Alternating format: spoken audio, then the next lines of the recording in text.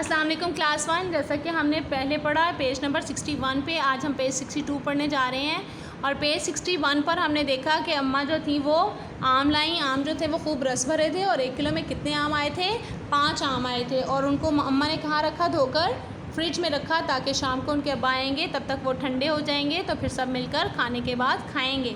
आगे आज हम पढ़ेंगे के बाद आगे हम पढ़ रहे हैं। मुन्ने को आम बहुत पसंद थे। थोड़ी देर बाद अम्मा, नादरा और साजिद कमरे से चले गए। मुन्ना कमरे में अकेला रह गया।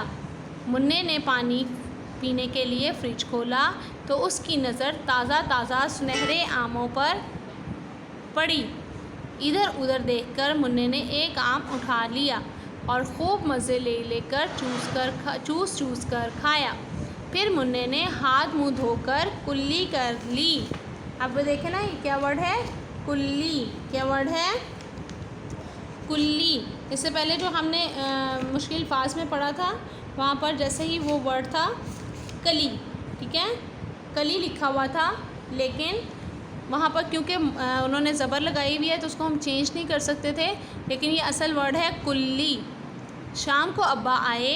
रात का खाना खाकर अम्मा ने फ्रिज से आम निकाले तो 5 की जगह सिर्फ 4 आम निकले। क्यों 4 निकले? क्योंकि एक तो मुन्ना खा चुका था। अम्मा ने बच्चों से पूछा, क्या तुम में से किसी ने एक आम खाया है? आज हम यहाँ तक रीडिंग करेंगे, यहाँ पर डेट मेंशन करें। मुन्ने को आम बहुत पसंद थे। थोड़ी देर बाद अम्मा, नादरा और साजिद कमरे से चले गए। मुन्ना कमरे में अकेला रह गया। मुन्ने ने पानी पीने के लिए फ्रिज खोला तो उसकी नज़र ताज़ा सुनहरे आमों पर पड़ी। इधर उधर देखकर मुन्ने ने एक आम उठा लिया और खूब मज़े लेकर चूस कर खाया। फिर मुन्ने ने हाथ मुंह धोकर कुल्ली कर ली।